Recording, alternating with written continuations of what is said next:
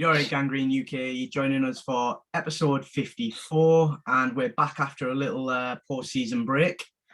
I'm joined by everybody, Kane, Fraser, Otis, and James, even though Fraser's name's down as Laura, but we'll let you off, mate. Is it again? I've literally only just noticed when I was reading them there. So yeah, we're all back. How was your breaks? Kane, how was yours? Good. Very good. Have you done anything, like any big life changes? Changing job. Changing house? Oh yeah, bought a house. Yeah, Kane's been well busy. What about you, James? What you've been up to? Yeah, not too much, man. Just a few festivals and gigs, really. Just, enjoying the sun. Living your best life. Yeah, you could say that, man. Fraser, how about you? You've just been over here, haven't you? Yeah. It's the first time I've been away since October, so it was good to get over. But I've probably done loads since the last time I've been on one of these. It feels like it's been so long because I've just been so busy at work. But yeah, not been really up to much. Yeah, we haven't done much really. We just sat and chatted crap, but that's what we do. How about you, Otis? Feels like forever since I've seen you. Yeah, just been busy really getting ready for new house and moving house, and then baby as well. Baby's only 4 weeks away. Wow. So time's flying. That's insane. Like, where have them 8 months gone? That is crazy. So very sad. But you should arrive just in time for pre-season, so. I was going to say that. Yeah, good time. Well, at least you'll be up all night anyway, so it's fine. Yeah. So already got any late games. We've got Gangrene baby grows, so we're all good. Some Jets baby grows are in the house already. The Dolphins fan was not happy. We can make up later on with that. Like, we get like a Merino Cup or something. The only thing of note of being a Dolphins fan. So, first episode back, I think we took our break just as Flight 2022 was launching. So I think it's only right that we talk about that. I'm taking it you've all seen it. We're all looking at you. What did we think of it? Who wants to go first? James? I think there was elements that I really enjoyed. There was parts that were fairly run-of-the-mill and you sort of expected. It was great to see some of the insights behind some of the free agent signings. I thought the sort of areas around the tight ends was pretty interesting, seeing them sort of pounding the table for the idea of getting both. The excitement around some of the defensive picks was interesting. Even like Michael Clemens, the later picks and things. Ehrlich, seemed really keen. So yeah, good. Nice. James, what about you? Similar thoughts really. I did quite enjoy it. I quite enjoyed the scouting aspect, how they were going around all the colleges and whatnot, doing all the pro days, and how Joe really seems to listen to all his scouts. They aren't just like there to fill a job. It seems that everyone's opinion matters there. So yeah, I agree on that one. It's pretty cool. What about you, Fraser? Yeah, Otis and James kind of clicked on the main things there, but you can definitely see every year we take Flight. It just seems to be getting more enjoyable to watch in a way. Like, we're watching it and we're believing. Well, I'm believing everything that I'm hearing from rookies to free agents to the coaches. Everything they're saying is actually believable. Whereas in previous years, it's hard to believe it all. Yeah, no, I get that. How about you, Kane? I know you've been busy. What were your thoughts on? Watched half of it. I did like James, like the scouting bit. That was cool. Like seeing the behind the scenes of that. That was really cool.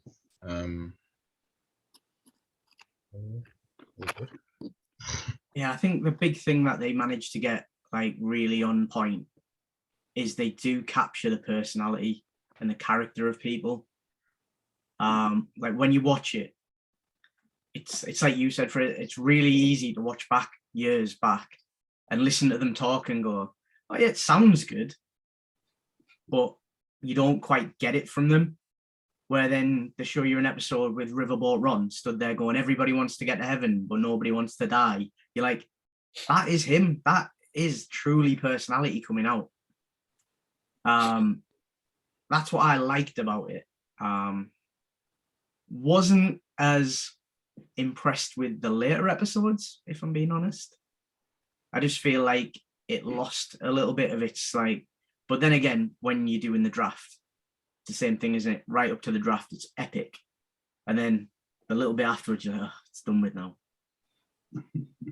But anybody got any else on it? Like anything that you took away? Like something that you found out from it that you weren't expecting? James, you moved first. It's on you. No, not really. Maybe just the Matt LaFleur interview at his house was pretty interesting and whatnot, and seeing how much they have to like move the family around and whatnot as NFL coaches, and just kind of the actual life of being an NFL coach is quite interesting to me. So, Yeah. I thought the confirmation of the Jermaine Johnson rumors was interesting. We all heard on draft night they were trying to trade like hell and that they all wanted him, they were pounding the desk for him. But to see the sort of cameras behind the scenes and see that JD was actually on the phone constantly and was making those calls, and the excitement in the room live when they actually found out they'd got the trade was ace. You sort of saw it when they made the pick on the night, because obviously you go into the war room as everyone does.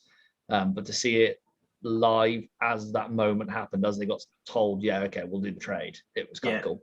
That bit for me was when he's on the phone and he goes, hold on, if they don't take our guys, it's a deal. And then he makes them wait and he goes, yep, and just hangs the phone up, and you're like, yeah, dude. It was good to kind of see the way that they are appreciating people in the building as well. Like the guy who scouted a player, and then he got to be the one who phoned him. And he went, how are you feeling? He went, I don't know how, I've never done this before. And he went, neither have I. And it's pretty cool that they are giving people that opportunity. Was that Max Mitchell? Was it Max Mitchell? Yeah, I think it was Max. Yeah, it was, yeah. Yeah. But I mean, the production of it is still epic. I'm looking forward to the second one in the season, which is not normally like pre-season in the first few weeks. And I kind of hope they do one later in the season as well. Depends how the season goes. No, I think it would be good to see it either way, because we're either going to see a successful season, which has been way too long, or we're going to see how they actually are taking a poor season, which, yeah, I get the feeling of watching it. It can't be a poor season. I think it's really a movement. I think what I liked about it was the small part they had about Laken Tomlinson and how they were explaining how they're talking about him, that he was obviously the number one guy they wanted in free agency. Like the way they were talking about him, it was obviously he was the target. And again, it just goes back to before free agency when we were thinking about everybody we would target. His name didn't crop up again until later in the process, closer to free agency. It wasn't an early runner as someone who we'd expect to go for. So it's, again, it comes back to that Jets not leaking any information again, nothing getting out. So yeah, I think with that one, none of us actually thought he would become free agent. No. Which obviously it's great that he has. I think it's a great pickup. But the little mention about AVT as well, about they phoned him to tell him they were picking Tomlinson. He went, yeah, I'm moving to the right. It wasn't they telling him. He said, yeah, I'm going that way because he knows what was better for the team, which does nothing but raise AVT up for me. It shows that they're picking the right guys, the right personality in the draft, but they're not only just picking the right guys with the right personality, they're picking the good players that have got the good personality and are willing to do things, whereas before it was maybe the wrong guys that were a good player that would end up leaving us, or it was the right guy but they weren't good enough. It seems they've found that middle ground now, and it's not just with Vera Tucker, it's with a lot of the picks in the last year or two, even likes Elijah Moore and Carter. You can see the difference. They've got the ability and they've got the personality and the attitude to go with it instead of just one part of it. Yeah, no, that's probably what the best thing that we're getting out of Flight is that we get to see, Yeah. like, it's that thing of, I know people were saying when you're with the players at the Senior Bowl, they can't hide what they really think. When them cameras are around, you've got to think that camera was probably at LaFleur's house for 8-9 hours of footage, and they took 6 minutes. Yeah. Like, you cannot keep up an act for that long. The other thing that was interesting on flight was them talking about the secondary, thinking about what they were talking about when they drafted Sauce and he come into the building first and met them. They went to the defensive coordinator, I think it was, and started talking about what they were going to do with the secondary. And it was interesting to see the list of people they had fighting with each other. And they listed Carter fighting with Hall as the third guy, didn't they? They said that it was going to be Reed and Sauce, but the third spot wasn't guaranteed to be Hall's. Yeah, I mean, it's an interesting one, that, because essentially when you think about it on paper, we got 4 first-round picks this year, or 4 first-round pick caliber players that on a squad like, well, on a roster like ours, they should be 4 starters, but they are actually going up against an improved position group all round. Like, bringing in Reed to go with Sauce, and then you've got Hall. That wasn't, like, we would be okay rolling with that. Like, even if we didn't take Sauce, we took somebody else, we'd be like, yeah, but we got Reed, that's fine. Like, it was really interesting to see the way that they are taking it.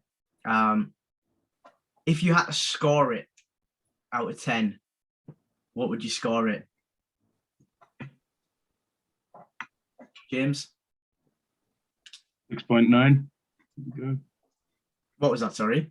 6.9, I'd say. 9. I mean, that's a bit harsh.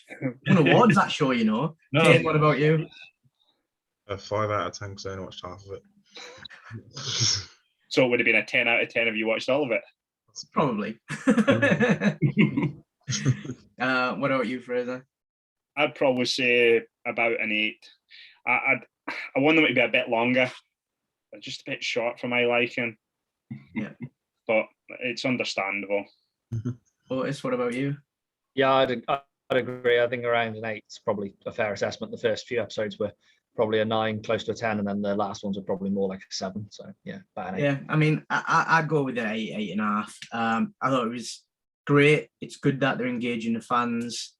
I want to see more of it. I can agree with the longer episodes, but I kind of get it. If they were longer, I wouldn't watch them.